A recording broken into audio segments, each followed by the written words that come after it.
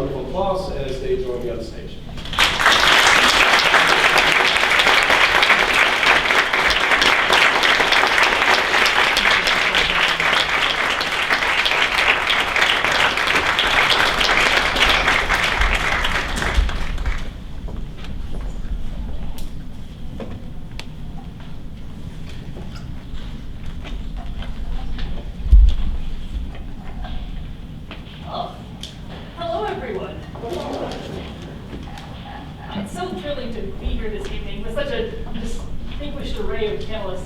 And at a place like the National Archives, which is so steeped in history, I thought it would be fun to start by thinking back. And these wonderful women were all kind enough to send me a long list of the things they're excited to talk about. So I've been trying to cull that together into a few things we can manage in the time that we have. And so I thought it might be fun to start out by looking at how things have changed in the landscape that women face since the days of Jeanette Rankin coming to the present. So can you all speak from your own experience? And I know, Connie, you were especially excited to maybe discuss this. Well, it's because I'm the oldest here. Well, yeah, actually, and some of you may have heard about it from your grandmothers, the fact that when I got involved with politics, it was the women's movement that put the movement into me, and that was back in the 70s. We had a commission for women in Montgomery County, Maryland, and we looked to the Equal Rights Amendment, getting the authorization from the state legislature for it to become part of our Constitution. So we took a look at the status of women in our state and, of course, in the country. And at that time, let's say 1972, if I wanted a credit card, I had to have a male sign for me. And, you know, very often, if you wanted a job and you were during a period of an age where you might be pregnant, you had to sign an affidavit that if you did become pregnant, you would lose your job and you would lose your health benefits and everything that accrued to that, and educate. So it goes all the way. I guess what I would say is that as we look at the fact that we have a heck of a long way to go still, we have made progress. And it was the Equal Credit Act in 1974 that changed that. We had Roe versus Wade coming at that time. We had the Pregnancy Discrimination Act. So that's just the beginning. So I guess, Alexander, in terms of where we've been, we were in really dire circumstances. And we have made some progress since then. I could go on and talk about what the progress is, but that a lot more needs to be done.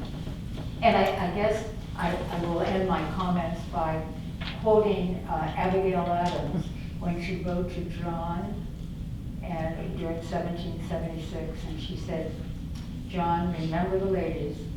If you don't, they will foment such a quiet revolution as will not be undone." And I think that revolution is now, and I think it is continuing. And I know you're a historian of it.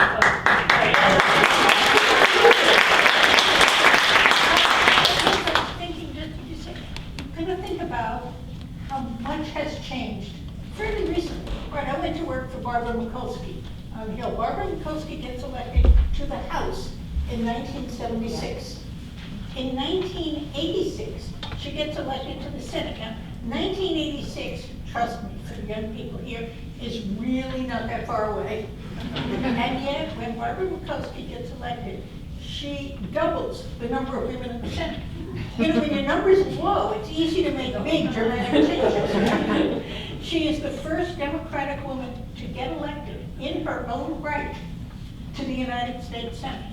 And so we have seen in the last 30 years just stunning change. It's easy to sort of say, well, of course there are women in the Senate and the House. I mean, there are women in the country, right? We are a democracy. But think how much has changed, how quickly. Two more examples. Barbara Mikulski, as a member of the House in her second term, gets elected to the Health Subcommittee. Now, you might not think this is much. She is the first woman ever to serve on the Health Subcommittee of Congress. So I'm sitting there thinking, I think we've just done 200 plus years, right? Never had a woman making health policy at that level. Again, think of the changes these women have made, and Connie is a great example. And I know when Barbara and Connie worked together, I remember that. Donna, you remember The this Office too. of Research on Women's Health. You're saying the Office of Research on Women's Health. Barbara Mikulski, as a member of the House, works with a number of other women in the Congress. And there is no Office of Research on Women's Health. And in fact, NIH, National Institute of Health, right? Wonderful people. Like, these are good guys. These are guys who choose to be public health doctors. There are a lot of other ways they could have used their medical degree. They go into public health. And yet they were not using women in their research. Even, I am told, I don't know this for a fact, even I am told for breast cancer, they used male rats. I believe this is true. It was simpler, they thought. We don't have to get into that anymore because we are beyond that. But a bipartisan group of women House members went over to NIH and had a meeting. And they had a conversation, which I believe was a very educational conversation. And at the end of that educational conversation, we now have the Office of Women's Health. So yes, so much has changed in really a remarkably short time when you look at it that way, and the impact. And that's what I want you all to think about. Think of the difference those women have made because they did choose to step forward and to run. They did take on being a candidate and getting elected, and once they got there, remembering why they were there and who they represented. The Office of Research on Women's Health was a great example of bicameral, bipartisan work. On the Senate, we have Barbara Mikulski and Olympia Snowe. On the House, we have Pat Schroeder and myself. Yes. And then when the directors had said, oh yes, we will begin to make some changes, we thought the way to do it is to go to the law. So when the NIH Revitalization Act came up, we made sure that they put into it that there will be a permanent Office of Research on Women's Health. And that points out the fact that you have male genes and you have female genes. I've heard it. But you don't have Democratic genes and Republican genes. And so the need to work together is there. Absolutely. And when Barbara was elected, she was there with Nancy Kasban, Yes. and that was when I was elected to the House. That's right, Yeah. same here. So yes, that's when there were 2 women in the Senate. Well, I think maybe stepping back more broadly, I think one of the things that's fascinating about this whole question of sort of the hurdles faced by women is there's real hurdles, and then there's the hurdles that people sort of imagine that women suddenly will be overcome by emotion, will be unable to govern or legislate or whatever the case may be. And the questions that you get asked tend to be sort of different questions. I was wondering if you all had examples that you remember at a time you got a question that you thought, this isn't at all relevant. And let me think of that. I was asked so many questions. I mean, I ran in Maryland, and I'm really fortunate because I live in Maryland, and you've heard. The first woman I ever voted for, I lived in Silver Spring, was Connie Morello. And then the second woman I ever voted for, because she ran for the Senate, was Barbara Mikulski. And then when I ran for Congress in 2006 at first, it was the first time a black woman had ever, when I won in 2008, had ever been elected to Congress from Maryland. Yes, the whole Harriet Tubman, but we'd never had a black woman in the Congress. And all the time on the campaign trail, I would be asked the most ridiculous questions. My son was in high school. How are you going to make sure that he, gets to his basketball games and graduates on time if you're running for Congress? Well, lots of people work and do that too, and the men, have sons and daughters graduating from high school as well. I was asked ridiculous questions like, how can you be, you have to dress the part of a member of Congress, and, why are you wearing dangling earrings? Well, thank you, Connie. And now I just wear dangling earrings all the time. So really ridiculous things that have nothing, absolutely nothing to do with the ability to legislate or govern.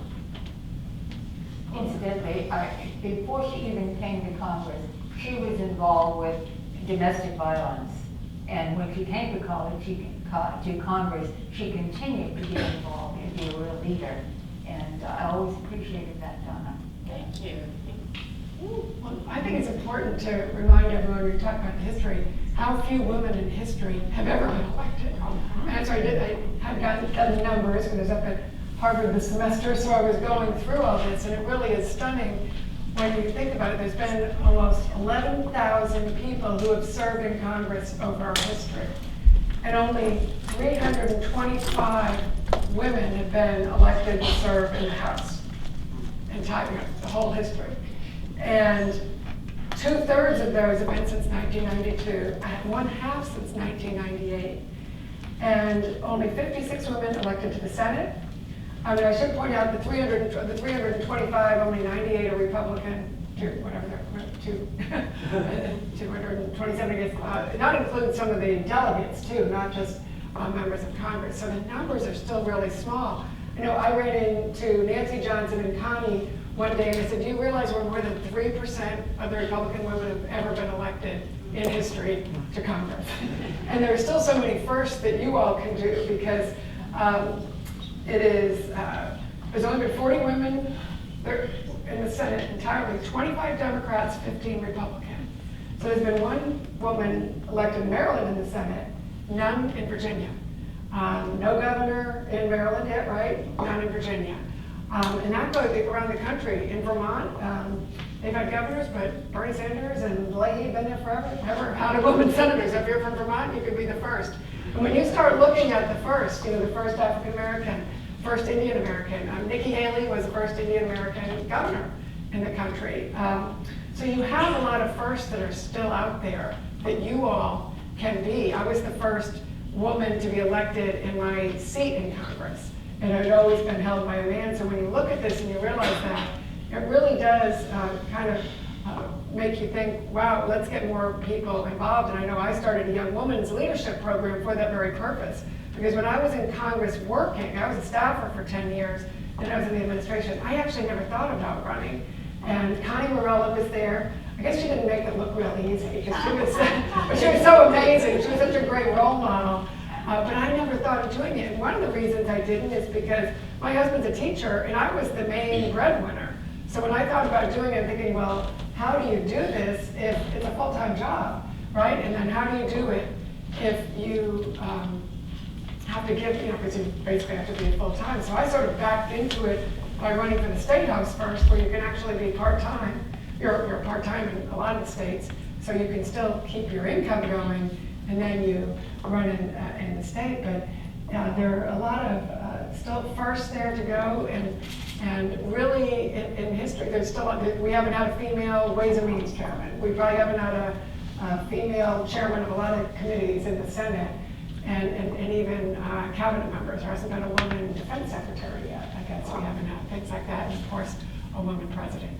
So, and when you look at it this year on the presidential front, isn't it ironic that after all the talk we have of this, we have 3 70-year-old guys leading on both sides, so on my side and the Democrat side. So I think the thing is you have to be 70, have kind of crazy hair, and have some sexual harassment. So isn't this?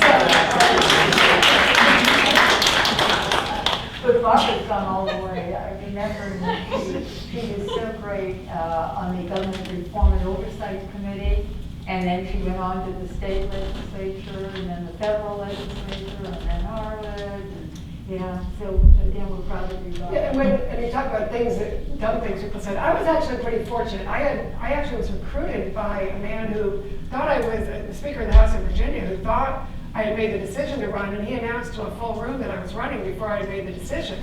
So everyone clapped, and I sort of thought, well, okay, maybe I'll do it. So it was that sort of accidental. But I really, it had been so challenging there. But when I ran so I was at 5 years in the State House, and so then when my former boss, Congressman Walford, worked with Connie so well, when he retired, I decided, okay, I am going to run for this one, and jumped in myself. But my opponent, who was a man, usually my delegate opponents have been women. So when my opponent, who was a man, he said, well, she's never had a real job. Never had that. I showed this ad to some students who had up at Harvard, and I said, just look at this ad. He said, first of all, I was a mom. As my son said to me, he said, if you had done nothing else but raise me, that was a damn hard job. And I have 2 boys. This is the one that, and then, I've been working, on the Hill, been in the government, been a partner in a law firm. And when my female press secretary called the Washington Post to disclose that my opponent had said this at a public event, the male reporter said, "Oh, that's not a story." Well, so it was a $1 million ad campaign, though. Well, and I think that is one of the challenges that women, run for office, and mostly they're not asked to do it, or if they're asked to do it, it takes, 7 times or something before they decide. I hope we're in a different environment now. But I know when I ran, because I was an activist out of my community, and I knew that someone needed to run against my eventual opponent, against the incumbent. And so I went around trying to recruit other people to run. And of course, if you're just recruiting from the people who already hold elective office, it's a lot of men. And then no one would do it because they thought it was too big of a challenge. And so one morning, I just kind of woke up, I looked in the mirror, and I was like, well, you could do it, saying to myself. And the self said back, yeah, you could do it. And so, then I decided to run. But I actually I lost my first election. I'd never run for office before. And I lost that first election. And unlike what happens a lot of times is that candidates, especially women, will lose and then say, you know what, I'm done with that, I'm not going to do it again. And I decided to run again, and I became a much better candidate. And so it was a real lesson learned about, taking that challenge the second time and then winning the second time. I'm glad you said that, because that's exactly right. Being able to get up, lose, and the next day say, okay, I can learn from what I've done and keep going. It's really important, and it's a little less likely that women will do that yet. So if you think about the kinds of questions women get in the comments, one is clearly, who's going to take care of your family, which for a man having 6 or 7 children is apparently a great political plus, right? They're going to put it all over their brochures. But for a woman, one, you're going to be asked, do you have child care? Is that all arranged?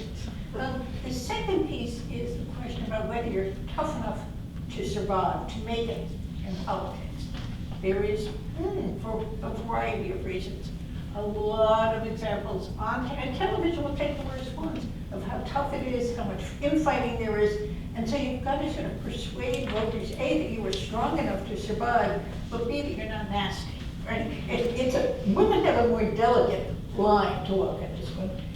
And the third, I think, really inaccurate question is the idea that women can't raise the money. And this is more self-defeating than others, because women are much more likely to think, well, I might like to run, but I don't think I can raise that much money.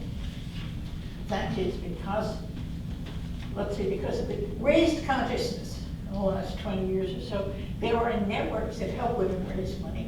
It is, at this point, at least even, and in some cases easier, for women candidates to raise money, but it is still a step backward for women. That is, they hold themselves back more often. And much more so than men do. How many people here have read Lean In, Sheryl Sandberg's Lean In? If you haven't read it, and the guys should read it too, there's a 17-minute TED Talk that covers a lot of it, and it's great. And one of the things that Sheryl Sandberg points out is when there's a job, the guys will look at it and say, okay, there's 10 things I've got to do. Well, I know 3, I'll fake the rest. The women look at it and say, okay, I got 9 of the qualifications, but I don't have that 10. What am I going to do? And so what is so effective? Do have, some male, folks you're working with too, because I know in my case, Frank Wolf, who I had worked for, and he had been in the seat for a long time. When I first ran, he had also recruited me to run in the State House. He said, at one point after I got kind of pushed in, he said to my husband, well, she might have to run a couple times before she wins, because he ran 3 times before he won. Newt Gingrich ran 3 times before he won. And it was great for my husband to hear that, because he said, well, no, we're going to win the first time. He started going out and knocking on the doors. The whole family goes, I don't want to do this and lose. Like those guys, let's make sure we get out and win. But so many of the things that you had done already in your community, you realize women don't give themselves credit for the things that they've done. And I had a real door-to-door campaign, and it was great in a community I lived in for 25 years, and what was wonderful is you'd run into people who said, oh yeah, I remember you, you did the PTA thing, in preschool, or you had the baby shower for the teacher, or you were the balloon lady. I was the balloon lady at the fairs. So, which came in very handy for politics. You had a lot of balloons. I mean, it may not be politically correct these days, but back then we did. So there were, as well as, working on a lot of the issues that you care about, and you really get in touch with your community and your friends, and it was a great experience. And I know, win or lose, I know I had worked on Mitt Romney's campaign in 2008, and I ran in 2009. He called me the night before the election, and he said, well, how's it going? I said, well, it's 50-50, we don't know. And he said, well, win or lose tomorrow night, aren't you glad you did it? And I think we'd all say, and I said, even before I had served, I said, it was such a privilege to get in touch with your community in that way, have those conversations, and really see the lives of your community in a way, you might be in certain niches, and then you got to see the whole picture. And I said, oh, you were so right. It's been such a privilege, and that had been his approach, when he had run for president. So it's really felt that way. And even on election night, I only won by 422 votes. So I thought, the bad precincts came in first, so I thought it was over. Then the good ones came in, yay. But I really did honestly feel that way each and every time. That what a privilege it is to do this. And then when you realize, there's only 325 of us in the House, and a few more in the Senate. And so we need all of you. So any of you out there who are thinking about it, don't hold yourself back because you think there's a list of things, because chances are you've done more of them than you You're so realize. right. It is the people's house, and it is important that you get to the people. Charlie Cook would say that Morella, she'll go to the opening of an envelope. When I introduced him, I used that quotation, and he said, no, but when my daughter was at a school that was given the blue ribbon, the only way you could avoid taking her hand is if you were in the men's room. But that's what's important, is that you get out and touch the people if you want to represent to establish the trust. And in terms of running again, my motto was no guts, no glory. And so it's important that you keep trying. You wanted to say something, Annie? I think this is fascinating. So, could I ask, what was the thing that pushed you over from I'm undecided about maybe I can do this to I can definitely do this?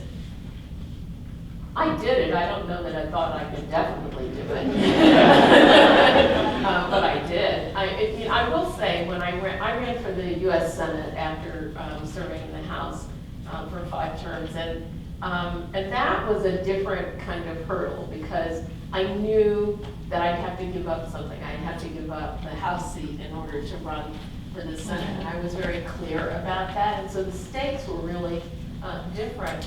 But for me, and I think for all of us, it really was just about the desire to serve, and many of us have been serving our communities in different kinds of ways, and so being in the House was just the next step of service. And this year, I was thinking as you were reading those numbers, Barbara, of those 325, I don't know if you know it off the top of your head, but I'm guessing that only a tiny percentage of them have been African-American women.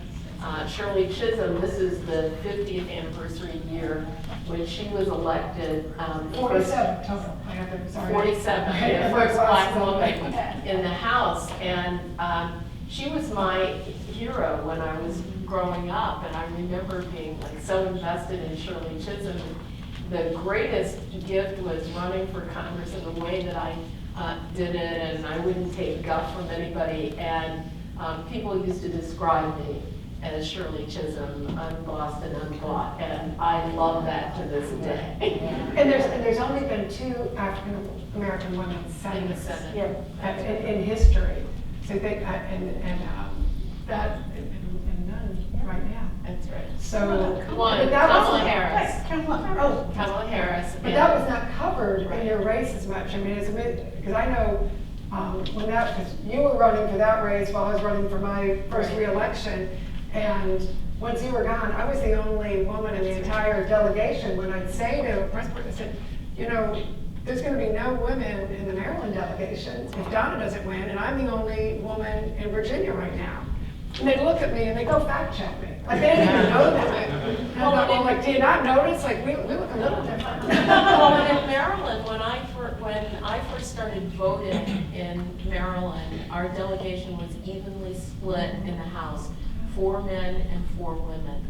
And today, there's not one woman in our entire 10-member delegation. And Maryland is one of the highest rates of working women, professional women, talent pool. So it really is. Also highest rates in the legislature, and usually that correlates. Right, there are lots of women in the Maryland legislature, in fact, the newly elected speaker. But for some reason, this is one rarity where it hasn't translated. You asked Alexandra about what makes you do it finally, after thinking about it, and did 2 things. One, yes, you want to serve. You wouldn't get that far if you didn't really want to make a difference for the people you know. In my experience, however, the second piece is something makes you mad. I'm trying to watch my language here, but there is there is a, God darn it, that's it. I'm co-signing on that one. Okay. So you're thinking about it, you're measuring and then you wake up or you hear it on the news and that's it. And you're ready to go. I think also, Well, and for me, it was a women's movement, you know, looking at the disparities, you know, in terms of education. You looked in the newspaper for jobs. One section, this is before we had media, and social media is another element that you're all interested in. But you had a section for women, jobs for men. For women, it might be a clerk, or they call them a secretary then, maybe a rural school teacher, maybe a nurse. And that was about it. For a man, you could be a construction worker, an engineer, a pilot, of course, a doctor, lawyer. And so that was what did it for me when you said you get a passion, you get a strong feeling that something's got to be done. Yeah. Yep. I think there's also the question, sort of, you can't be what you can't see. And if you don't, so Right. sort of the idea of representation is a big in media these days, where people say we've got to have a female superhero, but also in the actual halls of Congress, literally representing people. The question of, does this resemble the electorate? And I also wonder on sort of questions of women's issues, quote unquote, because women's issues, climate change. So more women are likely to say we've got to do something about climate change than men, for instance. And so you could say, well, that's a women's issue. But did you find that people expected you to respond differently to issues than your male counterparts just because of who you were? I mean, I came to Congress having had this history of working on domestic violence and sexual assault, working with Connie when she was the lead on the Violence Against Women Act, which was so great.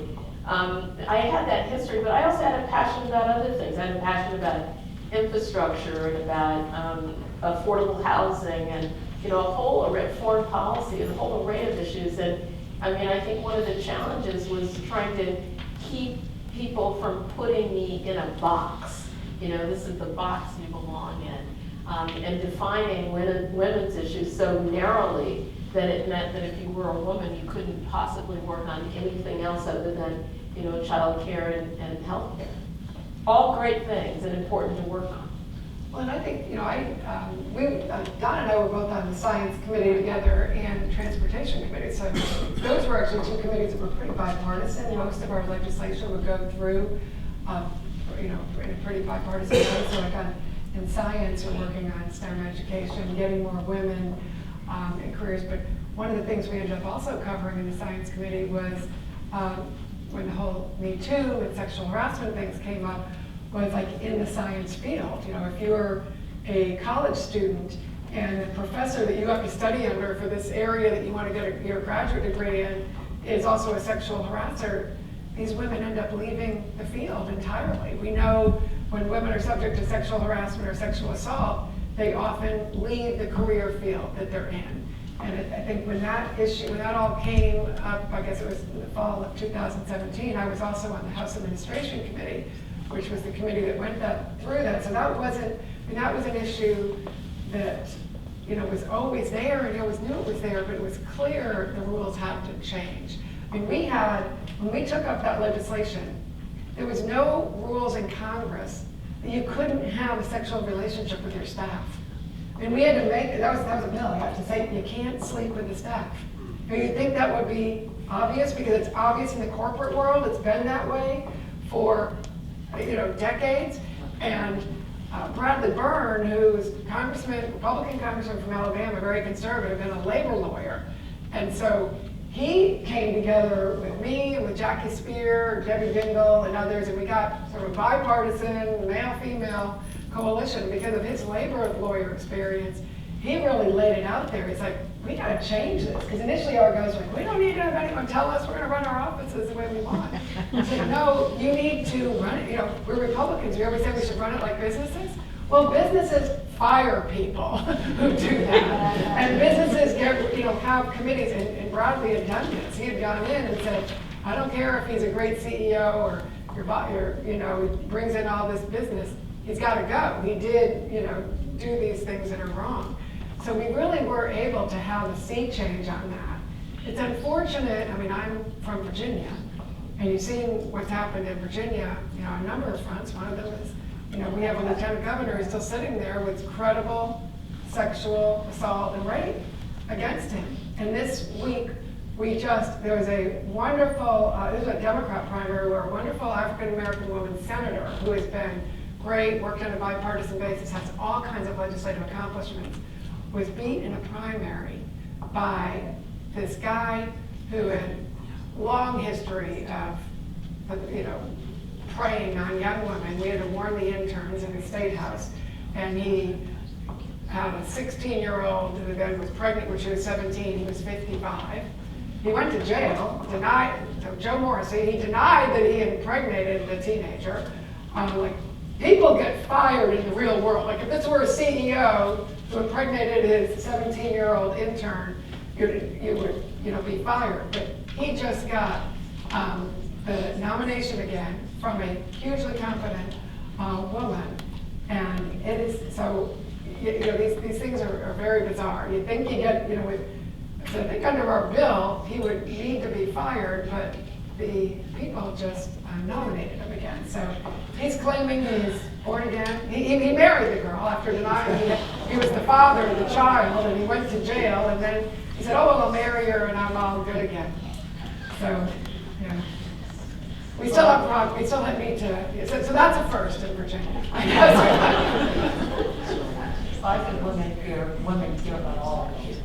And there is no issue whether we're talking about international trade or other issues where women do not play a role and do not care about it. I do think there's something extra special they offer in giving some insight from their experiences and their knowledge into some pieces of legislation that make them more appropriate for more people. I'm thinking of family and medical leave, where we're still probably the only developed country in the world that doesn't give paid family and medical leave. But I think what Congress is looking at now, it also is most inclusive of men as fathers, as children of elderly parents. And so I think the women help to bring insight into that and into a lot of other issues. I think Connie's right about the lawmakers taking those. You take it more seriously if it's part of your own life experience than if you just read it in a briefing book. And God bless good guys, the Gallaghers, we used to call them, who read the briefing books and know what these issues are. But if you've stayed up at night worrying about it personally, it has a different effect. And the other place it has an effect is on voters. With more women on the ballot, with more women participating, when you can see, as we said, you can't be what you can't see, you can't choose. If you don't have women also to choose from, women watching this, seeing the candidates who have had these experiences, one, you get a lot more participation, you get higher turnouts, and you get a different conversation, because people will ask these candidates, and I've done this working with women candidates and walking with them, people will pull you aside and ask you, right? They have personal questions about their families, about what's happening, and they are much more likely to talk to a woman about that than another man. And he might be a very thoughtful, dear guy, but if they don't know him, they're still more likely to ask the woman. So it changes the conversation, it changes the dialogue, and in really positive ways. just building off of that, how do you think your presence in the room has sort of changed the dialogue in those rooms? Especially when you had sort of a group of women just here to talk about science, and also we're people. Well, I mean, it changes it, so tremendously and on a whole range of issues, and you never know. I mean, the fact is, and corporate America kind of, gets this in a different way, that it matters who's around the table, because then, you can have the conversation. And I think that, for women, particularly in Congress, I remember being startled when I was first sworn in, and I walked in, and even though Nancy Pelosi was the Speaker of the House, which was fabulous, I remember walking into that chamber, and I never felt so much male presence. Even though Coming to our caucus in the Republican. But it was extraordinary, and you think, well, how do you make decisions when you only have 21% of the Congress is women, and that means that 30% of us are not around the table. It changes the conversation. And that's a really, with the numbers changing, one of the things that's not highlighted, there was obviously a lot of women elected last year, but on the Republican side, we went from 23 to 13. Yeah. 89 Democrats, 13 women. It was about 60-something to 20-something, 23. And that dynamic has just changed. So now it's 38% of the House Democrats are women. And still diversity, still a bit more diverse. Whereas on the House side, it is 66.5% of our conference is women. And if Liz Cheney runs for Senate, we'll be down to 6. So it's, unless she has a woman, and that's kind of some of the women who were running were saying, well, do you have a woman behind you? And I know that's something I tried to focus on a lot, getting more women to run. That's something I'm working with now, because we're not going to get to 50-50 if there are no Republican women, because I don't think the Democrat guys are going to totally give up all their seats, right? So they're getting closer to 50, we're getting further away. So you need to have those diverse voices on both sides, because when we meet in our conference and we're talking about what we're going to lead on, it does make it harder when you're just at 6.5. We were about 8 or 9% when I was in America. So it's pretty small. Barbara's absolutely right. You're going to have just, women are going to be only in one party if we don't do something about it, and I think the leadership needs to. We also, but back to your question also, when you had outside the House chamber 4 or 5 women members of Congress just talking to each other friendly, the guys would get very uptight. What are they conspiring? What's going to happen with them? They're working something out. They may solve the government shutdown. Yeah. But there is a Women's Political Policy Institute, Women's Congressional Policy Institute, which tries to bring, it's a foundation, tries to bring together women on both sides of the aisle to talk about what they have in common, not what divides them, but what they have in common.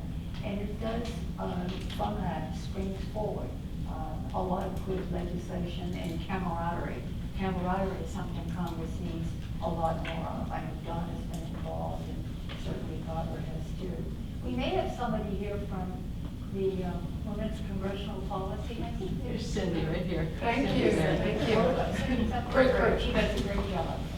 Yeah, but I mean, the bipartisan the Women's Caucus, it is the largest, I think, bipartisan caucus in the Congress. And Connie, were you one of the founders, or you were co-chair? Were you one of the co-chairs? And I was who now chairs appropriations.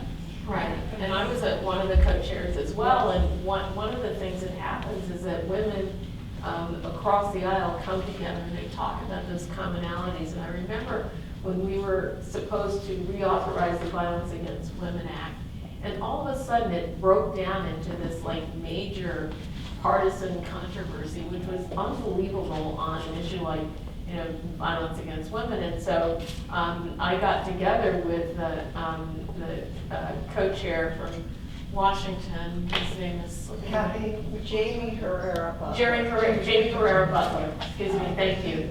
And we did a joint letter, Republican and Democratic women, we did a joint letter to our leadership saying we want you to reauthorize the Violence Against Women Act and allow the advocacy community out in the country to use that letter to advocate. And when we came back from a recess, we reauthorized it with overwhelming support of Republicans and Democrats. And so I think there are many examples that we can show where when women members can come together, we come together across partisan divides. It's not that we're going to agree on everything, but we intentionally find the things on which we do agree. Very good. I think going back to the partisan question though, because it is an interesting disparity right now, and you wonder, because women of course are not a monolith. I'm also picturing sort of a female monolith, like a large stone, and I'm sort of confused. But the women are not monoliths. Women come from all sides of the party line. I think you don't see that represented right now. So how does that get turned around, or is that going to continue? It's an interesting question. Here's one of the dynamics I think that has changed, especially since the last election, is that Connie talked about a couple of guys and what's going on in here, right? There are 3 or 4 women standing around and talking. What do they have in mind? It's technically a covenant of Yes. But what has happened is, let's say, the male colleagues have much more respect for women right now. They see women as a powerful force, and since every one of them, this is a bipartisan statement. They all want to get reelected, right? And as you see women as a powerful force, able to move voters, they think, I'd like some of that. I want their support. It makes it easier for the women in Congress to be effective, because most of the guys who are looking for re-election, and everybody's looking for re-election, would like to have some visible signs that they've got women as partners, that they've got women as co-sponsors, that women will come into their district or state to campaign for them. That is a good thing and can work out well for your legislative initiative. But there are challenges on the recruitment side, and I think this goes to your question on how do you recruit Republican women in some of these districts, and that's about leadership. I mean, the party committees, I think, have to be open and willing to go out and find and recruit women, and I think there's been, frankly, some resistance in that area among the leadership. There are a couple of Republican women currently who've tried to organize political committees, political action committees to help recruit and support women candidates, and they've come up against a brick wall. Well, the good thing, but they're not waiting to be asked to the prom. That's right. And when after the election, and I think that God is a lesson to be learned. You know, I think we saw that in the last election. A lot of these women stepped up and did it. They didn't wait to be asked. And I think that's what Republican women need to do also. You know, because if you're dragging, you know, somebody's kicking and screaming to do it, I mean, I did accidentally kind of get pushed into it, but when I ran for Congress, it was very intentional, and I didn't wait for some guy to tell me it was okay to do it. And I think that needs to be more the norm for Republican women. So we're trying to get that message out. And Elise Stefanik, who was, you know, in our class in 14, was the youngest woman to be elected at that point, went out and said she was going to start recruiting more women in primaries. And that's what I'm doing with the group that I'm in too. And one of the guys said, well, I don't think that's a very good idea. And she said, well, I didn't ask for your permission. I didn't ask for your advice or permission. And by the time she started rolling and doing it, guess what? That guy and a few other guys were actually there writing checks saying, okay, we better be there too. Because we're not, as Republicans, there's not a path to be in the majority without Republican women. You know, they're not going to say, oh great, yeah, let's get 218 white guys. That's not going to happen. So their survival depends on having more diversity, and that's more diversity across the board. Because right now, the country itself, I mean, if you look at our caucus, both sides, most people are in safe districts. There's only, out of 435, there's maybe 50 districts that are actually ones that go back and forth, and that's on the high end. And Connie and I were in those. Oh boy. And Donna stepped up in a district that was more of a safe district, Yeah. and then ran against an incumbent, and then did something also courageous, which is also great, or take a risk when she ran for Senate. So I think there's big, risk there, but high reward because, she would have been one of the thirds and she's still there. So I think that's what needs to change now, is that we don't ask for permission or wait or, and just. Then we agree about, but we also need to get people to vote in primaries. Yes. Because as we're talking about it, let's say we get some good, thinking of Republicans where I couldn't agree more, we need to have more parity between the sexes in the parties. But when you get the guys there, they already have decided that they're going to be the ones who are going to run. And if people are not voting in primaries, and only those who care strongly, on both sides of issues, whether it's left or right, are the ones who vote, then you're not going to have women having the opportunities that they might have had had more people voted in. And you're seeing more women, and there are more Republican women too, in the state houses. I mean, the state houses are a logical place for women to go, or a school board or a local city councils to kind of try it out and see, because it's not. I remember when I ran for state house, Frank Welch said to me, "Well, if you run and you don't win, no one's going to even know you ran." Just pays attention to the state house, so don't worry about it. Just go and do it, because women have much more of a fear of failure. They're not risk takers as much generically. I don't mean, I think your younger generation here, that is getting better, and it needs to, and that's why I was, the sort of the lean in model is take those risks and don't worry about it. I realized I always had female campaign managers, except for my first race. I had this wonderful young man, and he'd go door to door, and whenever someone would say no, or not be friendly, he'd just brush it off and keep going. I was like, boy, how do you do that? That's hard. When someone rejects you, So it's like, yeah, just brush it off. And I realized, guys are used to asking women out, right? They say no, they move to the next one. For women, the one time you ask somebody, in my generation, maybe I think it's changed younger, but for the one person you asked to the Sadie Hawkins and they said no, never going to do that again.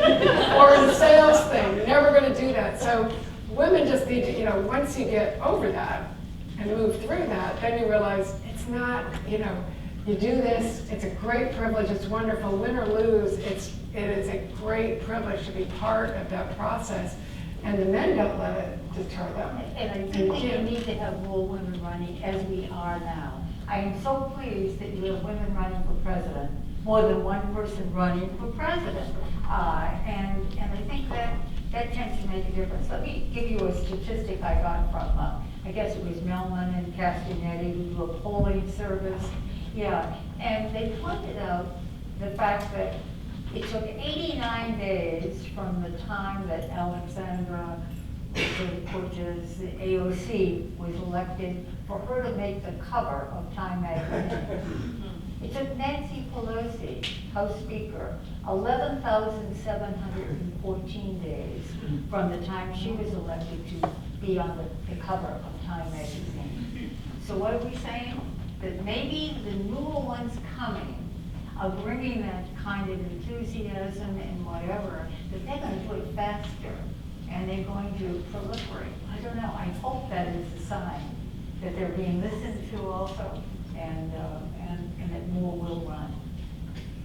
I think hopefully the idea is for this not to be a novelty every time, for it to be a normal thing. Right, that's exactly right. And so right now we have two state legislatures, I think, in Nevada and Colorado, that have majority female. And one of the fun things that's going on there is they're just running sessions normally, and they'll have things they encounter that they weren't expecting to encounter. Well, the leader will walk into a room and a man will be walking behind her, and they'll assume that the man is in charge. And so there's the things that you were saying that you thought would be hurdles that turned out not to be hurdles. But what about things that you didn't expect, and then you walk into the room and suddenly there's this invisible hurdle, as it were? Well, for me, I can remember in the state legislature, which kind of continued on for a while too, you go into the hearing room and you were one of the delegates, and so you would make a statement, and the chairman of the committee they would say, oh yeah, Connie, that's very fine, thank you very much. One of my colleagues would make a similar statement, picking up on exactly what I had said, and the chairman would say, Delegate, I always like to use the title, Delegate Jones, that's wonderful. Let's put that into the record. Well, Mr. Chairman, that's exactly what I said. I'm so glad that you're doing that. I don't know that I always responded that quickly, but the point of being taken seriously has always been, I think, a difficulty that women have had less now than before. And I would say one answer to that, and many of us have had that experience of contributing an idea or a statement or a principle, and I'm not saying you get yelled at, but just sort of sits there, and then a guy comes along and says a very similar thing and gets a lot more affirmation. The best technique on this is to have another woman across the table say, excuse me, but that's just what Connie said. So I'm very glad you agree. You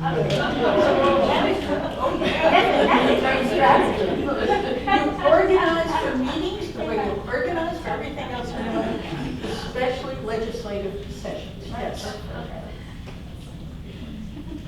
I think just going back to the question as we're sort of winding towards the end of our time of how do we make this banal? Because if you're looking at AOC, and the reason she's on Time Magazine, I don't think it's not because, oh, she's the first female freshman member of Congress, but it's sort of her youth, and it's sort of these ideas, and in addition, she's also female, and how do you keep rolling a ball so it gets there? Well, I mean, it's a challenge. I listen to the conversation that takes place around the women who are running for the Democratic nomination now. And sometimes I listen to the way that they're described, shrill, aggressive, pushy. I mean, all of the things that are the markers for gender identification. And so I do think that there's still a lot of training that has to happen, both in the media and the public, to begin to normalize the fact that we have women who are in public view and are seeking public office, and we're really not there yet. I even remember when I was, at one point I was running, and I remember in the Washington Post, I can say that, I'm a contributor to the Post, so I love the Washington Post, but there was an article, two articles that were written about me. One, it described me as overly aggressive. And I was fighting for something, What man is for ever my been community. described like Never that? described as overly aggressive. First of all, aggressive with a man is actually a positive characteristic, right?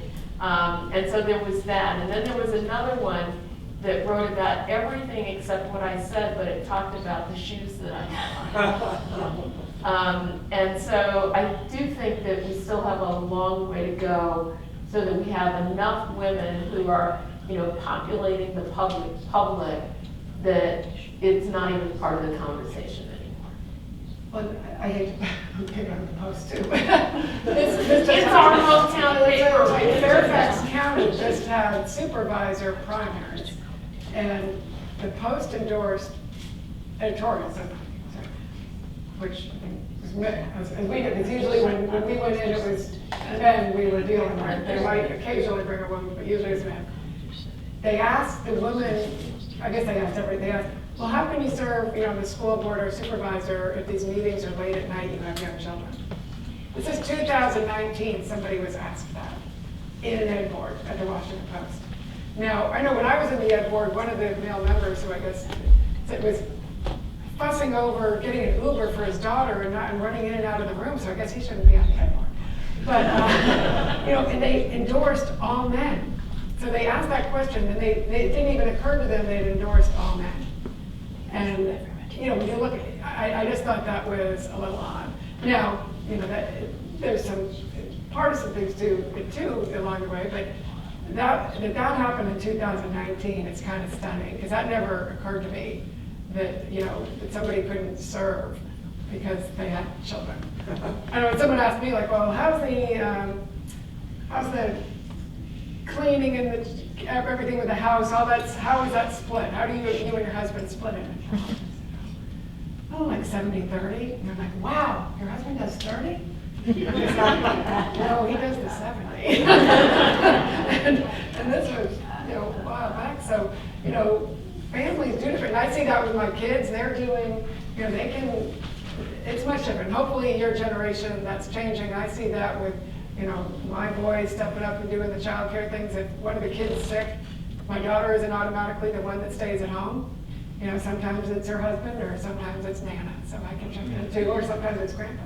But it's, there's, these things still happen out there. I was roasted a while ago, and my eldest son, he said, my mother loves to travel, and she said to my father, take me someplace I've never been before.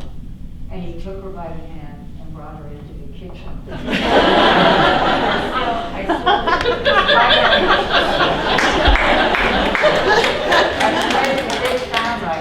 I still like trying to stay out as much as I can. In fact, our Thanksgiving dinner came from Whole Foods. They make a great turkey. I'd say two things. I can't, on this one, I can't speak for both sides. I can't say on our side, on the Democratic side, some of the best organizations and most effective organizations I know right now are those working to get young women running for office. Training. So Emerge has chapters in Maryland and in Virginia. And there's some bipartisan. And there's some, groups there are some too. bipartisan Run. ones. So, Running starts and bipartisan for young women. so the good news is, although we had a great year last year, nobody that I know was sitting around saying, okay, did that, done. But everybody said, okay, we can do this. And I really meet people and talk to people and buy fundraising tickets for great organizations. I think it's underway. Anyway, one of the things too, we need more women, like senior campaign operatives. Like I found when I went to the RNC in 2000 to work on the campaign, and it was really hard to get some of the senior women to give up their jobs to come work on a campaign. Again, the risk, well, what if we lose? I don't have a job. So they didn't want to leave the Hill to come out. And I was fortunate, I always tried, I had, like I mentioned, except for that first race, always had a female campaign manager, and we really tried to recruit and train and bring women up through the ranks, because there aren't enough senior, and if women aren't there at the table, if they aren't making the ads, if they aren't doing the mail, you're not going to have that voice there either. And in politics, those are the jobs that pay. They pay better than the jobs on the Hill when you're running the campaign, the ads, right? That is really my partisan difference, a partisan difference. Almost everybody I know is in a campaign. Where? How do we get there? So there's a lot of interest in it. But you look at some of the presidential races this year, and look at how many of them have women campaign managers. I've had so many. It's not a story anymore, and it would have been a story. And they win. I mean, that's most of my campaigns. I said, well, my women are going to beat their boys. I mean it. We've got to get women to vote and help other women. I feel sometimes that women are more critical of other women who are running for office than they are of the men. And so I think we've got to, by having more run, by having more people listen to what they have to say, that will help to make a difference. And they need mentoring too, and the organizations that they have are very helpful. No, someone on Twitter I thought said something very funny, which said, you see women are always tearing each other down because, as we all know, there can only be one woman. So it's a competition. But I think sort of getting rid of that, there's the slot, we're like, there's 5 Power Rangers, and one of them's a girl Power Ranger, and her personality is girl, and here's a Power Ranger personality. They still do expect too much. They expect everything from a woman. She's got to be able to smile. She's got to have a sense of humor, a sense of tranquility. But she's got to have the guts to go out and fight for something that's important. And besides, how does she look? I mean, like a president, we haven't seen a woman president with heels yet, or with dangling earrings yet, or whatever. So We have to do everything we backwards. have to create, kind of create that with the qualifications, and don't expect it. Well, for instance, does Bernie Sanders, does he come off as grumpy? If he were a woman, would we say she's too grumpy?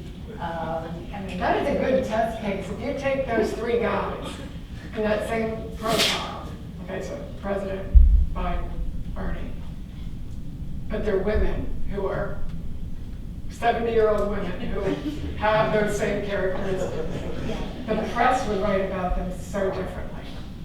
It really would, just imagine, 70-year-old woman married to a young model guy.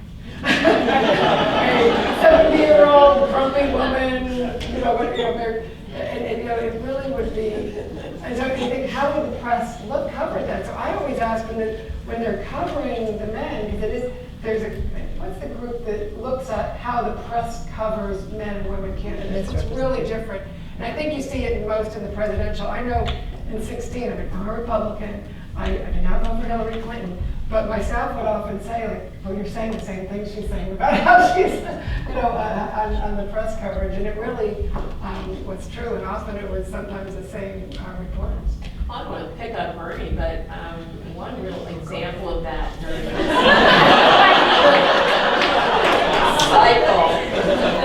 There was one point, I think Bernie had, I don't know, he maybe cut himself shaving or something, he has a Band-Aid across his face, and I could not even imagine that any of the women who were running, Elizabeth Warren or Kamala Harris, that had, a Band-Aid over their face and the hair was all over the place and a bruise on the side, that would not have been so many stories about that Band-Aid and that hair, and you saw almost nothing about Bernie. And I think it's just another one of those examples where there's so much focus all the time on a woman's appearance, on what she's wearing, what's going on with her hair, that she changed her haircut. I mean, I can't tell you, but I change my hair like every other week, and somebody's always commenting on it, and I don't even notice. But but those kind of things take away then from our ability to hear what the candidates have to say. Right. So I think as part of the audience, we have to really push back when we hear those things, when other people are saying those things, to just say to them really directly how inappropriate that is, because you want to hear what the candidate says and you're not really focused on whether that's her color or not. Yeah. Hear, hear. And, the unimaginable luxury of not having to care what you're wearing at all to the extent of wearing a Band-Aid. Really? We all considered what we had to put on. And just the joy of getting to walk around as a braid in a jar someday, maybe forwards and flats instead of backwards and heels. And I think speaking of backwards and heels, although what a transition, we might start opening it up to questions. And so, folks, if you have a question, there are microphones on the edges of the room, and keep in mind that the internet is watching you, and this is being archived, as we are in the archives. Well, if you go to the microphone, I think your arguments, those were excellent, Donna. Thank you. And the exhibits here on women to vote, please, for those of you watching, you have to see that in the Library of Congress has one, and where else is there? Great exhibits that need to be seen, and fortunately they're here in this sometime. Let's start right over here. Yeah. Hello. My name is Sarah, and I am a college student, and I'm actually intending to write my senior thesis on conservative women running in elections. So something that I'm wondering about that I guess could be a question for anybody, something I've thought a lot about is that incumbency is one of the strongest forces in politics, and very often, especially the Republican Party, kind of takes the attitude of we're going to let the best candidate come out of the primary and kind of just leave primaries alone. And this often just results in incumbency taking over, making it really hard for new candidates, especially women, to get into races. So I'm wondering if you think there needs to be more of a strong role from the party side to help with fundraising, to help with recruitment, and not just kind of leaving it up to candidates to kind of do it all on their own, to really make a difference if the Republican Party wants to see changes in its demographics. And actually, the group that I work with, Winning for Women, we just had a meeting yesterday, so we're taking it, we're not waiting, we're doing it ourselves, and we're actually organizing with a lot of other groups and making sure we get people through the primary process. Because oftentimes women on the Republican side are like, oh, you can run in those tough swing seats, we'll let you do that. Because women often can do better in those seats, but then you're in the, you don't have that longevity that say in a redder district, so you have a lot of open seats. One of the things now since 18, there were a lot of seats lost, there's a lot of open seats now and people retiring that you can get women into their seats. And so we are focusing on getting women candidates, supporting them early, but also explaining to them all the metrics they need to win a campaign, but understanding that a lot of these seats, if you get to the primary, sort of 6-person primary, there's one in North Carolina that there's a bunch of people, the woman came in second, so there's a runoff, so there's now, it's 2 doctors, a female pediatrician and a man urologist. And the woman pediatrician has great habits, kids and everything, I don't know what the urologist is. So we're focusing on getting her through that primary, Joan Carroll, I think it's it. So that is something that I think we need to focus on, the red seats and sort of the safe seats, not just sort of get women out of the swing seat ghetto, where, it's tougher. Go ahead. I'm a college student here in the Washington, D.C. area, and my question is, I found learning about the stand that Senator Margaret Chase Smith of Maine took against Senator Joe McCarthy to be profoundly inspirational, and I was wondering if you might be able to speak some about Senator Smith, about Senator Smith and what you think are some of the most important and long-lasting contributions that she made. She's one of my idols. I think she was a great senator. Speaking up, against McCarthy, that was really gutsy. She did a lot of other wonderful things. She was out of the box. She did independently what she thought was in the best interest of her country, her constituents, and her conscience.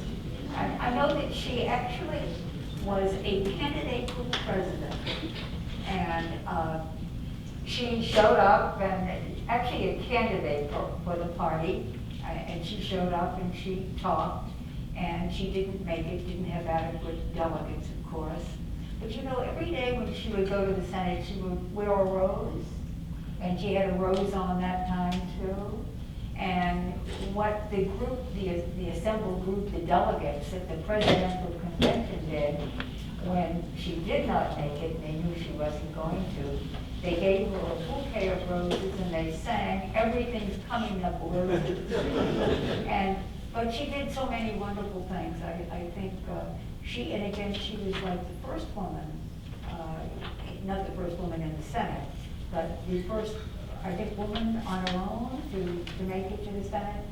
But I certainly admired her greatly, and I think her courage, her commitment to what she believed was in the best interest of the country was critically important. Anybody else want to add to? Where's your rose? I think we got a long line over here, so go on. Good evening. My name is Savannah Rogers, and thank you so much for a wonderful discussion thus far. I was wondering, in a world where women are constantly faced with double standards, I think one of the most difficult is this idea that female leaders need to be both maternal, but then emotion is seen as a weakness. And so how do you find that balance, and what advice do you have to women of my age on how to kind of combat that idea of that, you're either maternal or you are emotional and weak, and where does the line fall? Thank you. That's a really important question. It's certainly one that every woman candidate is held to. You have to be warm and maternal and the best sort of kind of mother. And at the same time, you've got to be tough enough to fight for your constituents, to take on the bad guys in Congress, and that is a tough line to walk. I think there are a couple of ways. One is find some women who are running, who are now in office, and look for a model. Because the good news is we now have so many. But watch them. See how they do it. Secondly, I remember when Barbara Mikulski was running first, and as you've just heard, this was a there were very few women running like that. She said, I think of myself as Aunt Barb. Every family in my district has an aunt, right? Who is somebody who looks after people. You can go to your Aunt Barb if you've got a problem. You know she's gonna fight for you. And you know if you're messed up, it'll be all right with her. And she said, I want them to think of me as Aunt Barb. So that's one model. There are now others. There are professional women you can do. But enjoy the sort of the glory of having so many women in office and think, who would it be? Would it be a Kamala Harris, the progressive prosecutor? Right? Will it be Elizabeth Warren, who's more professorial? But look how well they're both doing, or Amy Klobuchar, or look at some of those women senators. And again, take your model, watch what they do, check how they do both. Because in real life, if you think about it, all of us have both, right? All of us are both mothers and grandmothers, and we are legislators, and we are fight advocates. So we can do it. One problem is the press often compresses you into one side. So figure out for yourself which model you're gonna be, and then go for it. And it changes over a lifetime too. Like I when my kids were young, I couldn't have done this because, you know, my husband, we were both working and it just wouldn't have worked for me the way I was working. But when my children were grown, I could do it. But then Kathy McMorris Rogers, who was Republican conference leader, she had 3 children while she was in Congress. The first woman ever to have 3 kids. I can't, you know, and she lives on the West Coast, you know, so. She's my rep. I'm from Pullman, Washington. Well, there, you've got a great representative. And Jamie Herrera Butler also had her children while she was in, and actually she had worked with Kathy. So there, they certainly had those role models. Now, when I was in Congress, you know, I was working for Congressman Wolf, but Connie was a great role model. And she was raising, I only had 3 children. She was raising 9. So I was like, wow. I always wanted to have more kids, but I don't know if I could have gotten it. But then she was doing such a great job. So you see what's right for you, what's right for your family, what's right, you know, how you can deal with all of it and how you can, there's so many different ways to serve. You don't have to do it this way. I mean, you can be an advocate, because all of us have advocated and served in a lot of different ways. So it's what's right for you at what time in your life and how you can do it.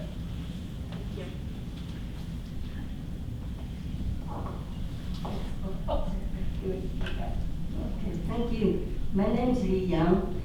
Connie, I'm glad to see you tonight. You see, I run against you and you are in a campaign. Do you remember? But I want to tell you my story, and it's still there. And a woman is good to have a role model, as show up in the street, show up in the legislature, show up in the court. But I don't think women is really play the right game. Because I hope women can be a role model to improve the society. But so far as I see, it's not improving. Actually, women a lot is being used to victimize other people, whether they are men or women, elderly or young. So now you can see we have a mass incarceration in such a dangerous shape, and we always complain other countries have human rights issues. But when the mass incarceration in the United States is #1 in the world, we never mention that actually. And the way I think, I will compare my son and my daughter. My son is the firstborn, my daughter is years later. They both are 2 years ahead of high school graduation. But the problem is my daughter, she was labeled to be inferior and blank. And so although my son is graduating as a vegetarian, but they don't want to give my daughter a diploma when she graduates. Is there and now I just try to tell you that the things we try to say, women should be, say the diversity, inclusion, we have a lot of terminology to be proud of, but we don't try to see, we want to contribute to make a society better. A society is civilized, and people are smart and can do a lot, But the problem is I cannot see the justice and fairness in our society. Well, So, thank you. Ma'am, what's your question, please? my question is, now is the major serious problem is now we have PPP, public-private partnership. That means extreme fraud and crime, and you can see this with a lot of official misconduct and abuse, and you can see even murder. And the problem of all this, including the official misconduct, is made by women. And this is also the same whether you are in a political civic organization or in the National Academy of Science. They can conspire with lawyers and the police to victimize people. Ma'am? Well, thank you very much. It's really good to see you again. It's been a long time, and I mean, it's just I another reminder. I run in the campaign job. Right, but Never finished. right. But what I'm trying to say is, with your power, you got to make a society better in a real shape, and then you can do it. The problem is you got to be telling other people. We're gonna give somebody else a chance also to get a question. But thank you so much. Thank you. You don't try to discuss this, and that's why I try to make this. We'll be happy to continue afterwards. Thank you so much for that. No, take a note of it, okay? Thank you. Thank you. Yeah. Okay, go ahead. Hi, my name is Megan, and I'm with the Mount Vernon Leadership Fellows. We're all down here. And my rep is Debbie Dingle. I'm really proud about that. And first of all, I just wanted to thank you all for being here tonight. I think I can speak for every woman in this room that it is such a pleasure to see 5 strong women up here talking to us, and I really appreciate it, and it's something like I really treasure.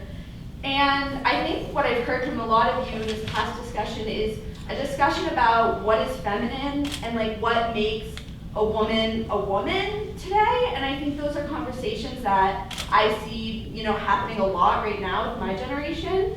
So my question is, how do you see the landscape changing for trans women and the LGBTQ community, especially like in the political landscape and in Congress, if you do see a change? Or like, what do you hope for in the future? I do think it just goes back to where we began the conversation, that if you see it, then you believe that you can be it. And I think the more we open up the political space and the ability to run for office, no matter who you are, and to give those opportunities, we will begin to see more people. It's kind of extraordinary, because I know when I ran for Congress as a black woman, that no one had seen a black woman running for Congress in Maryland. And now all of a sudden, in a lot of different ways, not just for Congress, but other offices, then, women look and say, well, I could do that too. And I think the same thing is true for the LGBTQ community, that when we see people who are openly who they are, then I think others, young people, I've had young people come to me and say, well, I think I'd like to run for office too. And you know what I say? Okay, go get some training and just do it. And again, don't wait for somebody to ask you. And I think those opportunities are there. And when there are elected officials who identify themselves and they're willing to do that, it opens up the space in an amazing way. Look at, just in terms of the LGBT community, Jared Polis, who just won, who is our former colleague, who is now governor of Colorado. That by itself is like transformative. And we're seeing those things happen in race after race. Virginia has a couple of examples. Maryland as well, all of this region. In the presidential campaign too, I have already forgotten that, because it's not a deal. I'm just so hopeful for this next generation, because I think this generation is opening up opportunities and avenues that I never even imagined when I was a young person. Attitudinal progress has been made incredibly fast with the LGBTQ community. When you look at any of the other issues we've had, that has happened so quickly. Acceptance, inclusion, and And so I'm just very proud of the fact that that is the case. Thank you.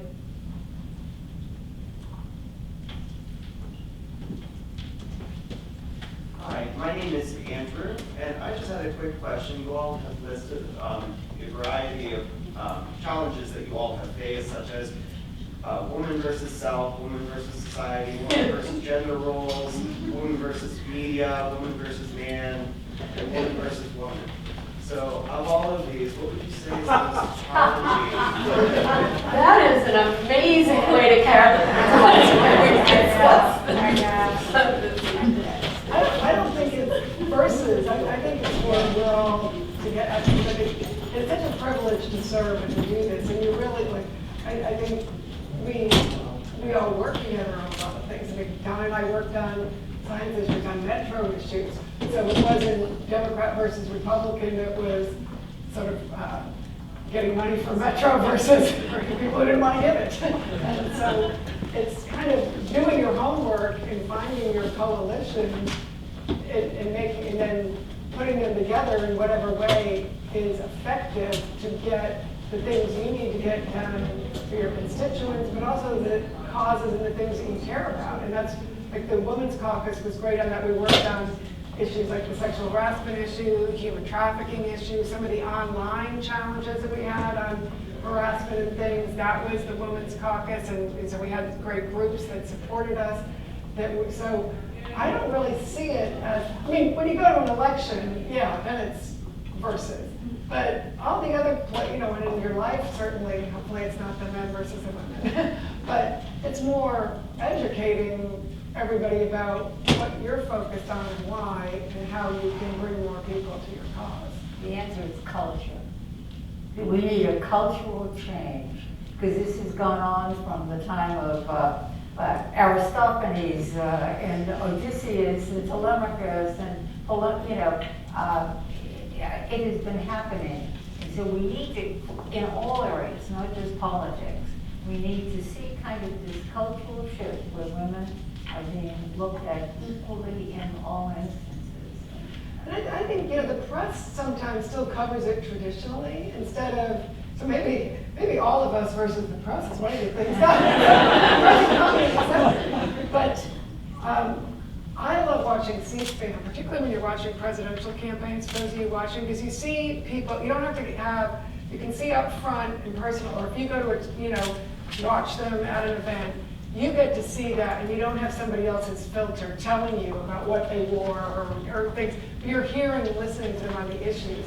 So watch C-SPAN, watch the places where you don't have the filter so that you're seeing it honestly and how you respond to it. And I think some of the presidential town halls that the press has done has been good because people get to, ask questions, but oftentimes the press is filtering it out, and that's the thing I like about social media. I know there's a lot of social media controversy lately, but as a Republican, I feel like social media at least gives me a level playing platform where I can go on and either buy ad space or put things up about what I'm doing, and I can tell what we're doing. We can show what we're up to. We can show going around the district, and that way it's not, you don't have those filters. It used to just be 3 networks told you what to think, and that's over, and that's good news, I think, for more diversity in representation everywhere. Watch these things. Thank you so much. You guys are all awesome. I really think you're brilliant alone and fabulous together. My name is Cynthia Terrell, and the organization that I started and run, Represent Women, focuses, I think, on some of the root causes of many of the challenges that you all have addressed today. And we're trying to really focus on rules and systems strategies to advance women's representation and leadership in this country. Things like PAC targets so that women are able to run viable campaigns, party recruitment targets so that parties feel a sense of pressure from the public to recruit women to run to replace Barbara Mikulski, or when Donna is running, for the party to come together to support her. Things like ranked choice voting, which are electing about twice as many women in jurisdictions where it's used. Multi-seat districts, which are used in 10 states, including Maryland, which are electing more than twice as many women to office. So that's a district design question. And then legislative rules, things like child care, on-site child care, paid leave, other kinds of rules so that women can serve effectively once they get elected. And it's no surprise that countries that use these systems rank above the United States in women's representation. In fact, does everybody know the number? Barbara, you're so upward Representative Comstock, up on numbers. But we rank 78 for women's representation right now. And that number is so changeable, it could easily, we could drop back to 100 or so, depending on the partisan advantage in the 2020 election. Well, part of it is because you don't have, a lot of these guys in safe seats never gonna leave. So Well, you exactly, gotta- well, that's my point. So we have a super antiquated winner-take-all voting system. The rest of the world is leapfrogging ahead of us because they're focusing on systems changes, not on preparing individual people to run, but on systems changes, which I would argue have a more enduring legacy. Things like Title IX and the ADA and the Voting Rights Act and suffrage itself, all of which were rules and laws changes. So I guess I'm asking you, this is kind of a, trying to make a question out of the statement, but I'd really value your advice for how to pivot somewhat from these very real challenges that you all face, that women face all the time in many sectors, to real rules and systems strategies so that we can get to the root causes of some of the challenges. That's a great question. I think structural change in the way that you describe, Cynthia, is the most difficult thing to do. And there are other systems that maybe you mentioned, but things like what is the structure of the campaign finance system and how that operates, and how do we conduct elections, and how does that function to reduce or increase the number of women who are able to run for office. And one of the most difficult things is that the people who have to make the decisions to change those structures are all the guys and the incumbents who currently hold office, and it is why they are more difficult to achieve. And the notion that I think you can raise these issues up to a level where the public more broadly wants them and accepts them, and there's a strong sort of advocacy support behind that, then the more likely we are to achieve those kind of structural changes, because depending on existing legislatures as they're currently comprised, to do that is a real long shot. I think one of the reasons I started my Young Women's Leadership Program for girls younger, like down in junior high and high school, is to try and get them at that young age to start, if you can see it, you can be it, as Ann has pointed out. And I think a lot of it is, I agree that there's some structural things to look at too, but it's also that fear of doing what Donna did, which is run against an incumbent. I ran against an incumbent, opposite party, but did the same thing, and most people won't do that. And people say, oh, you can't beat an incumbent. Well, actually, yeah, you can. You gotta work harder than they do and raise money to, but how do you start raising money? I had never fundraised before I ran for office, but I had gone to fundraisers and I'd written checks, and I had meet and greets and made cookies and invited people over, and a lot of those things that make you able to get elected are things that women already know how to do, but no one has told them, well, that's gonna help you get elected. You already do that. Yeah, and I think we've got time for just one more question. So if you will be our last question. Incidentally, I just want to point out civics education is really needed so that people can learn how they can change the structure of things. And if Alberta students get to be on the property for the summer, right? Good evening. My name is Sakina. I have recently been elected as my college student government association. I'm actually the first African American female, so it's a very big step for my college. The one question that I have is I've been in this position that has a lot of male dominance and a lot of male influence that has been swaying not only my agenda and the legislation that I wish to push in our legislative sessions, but also kind of the ideas that I had for the school and beyond. And I was kind of curious on how you guys kind of stay on your path and stay motivated to push the agendas that you have without getting influenced by that kind of presence. Well, the way you stay on the path first is you ran because you knew you could make a difference. And you are making a difference every day. You make a difference every time you get up there as a leader. Okay, that's not, we can keep talking. You've made a difference in the kind of programs you're working for. Also in the example you set and in the coalitions you're building around you. So don't ever underestimate what a difference you're making, how important it is that you go on doing that. And if you feel the need for some reassurance, you have two ways to do it. One is have some friends that you can go out and have a good time with. And I think this is really important. Women are good at this. Build your network that reinforces you and what you want to do, and know there are people you can count on, right? And the second is, if you can, read some history. Because everything we try to do, other women have had to do harder. The women who fought for suffrage, right? Think how little money they had, how few resources they had to work with when they began, and every single vote they had to win came from men, right? There were no swing voters. This happened because men voted overwhelmingly, which means the women who fought for suffrage had to go out in their states, in their districts, and get 51 or more % of the men to vote for them. I would say if they could do that, we could do anything. You're right, Jeanette Rankin was elected by men. The first woman elected to Congress was elected by men. So again, history helps, because anything we're trying to do, other women have had to do, and they had to do with fewer resources, fewer opportunities. They did it. They made our lives possible. And the second piece is, again, have your own network of friends. And you can go out once in a while and have a drink or whatever it is that you're going to enjoy. Tell stories, talk about those guys. When you get back, you're going to feel a lot better. And congratulations. I just want to add to that, don't be afraid to listen to your inside voice. And I'll pick up on that too. Maya Angelou said, like who you are, like what you're doing, and like how you do it. And I think that's what's been said. Thank you. Thank you.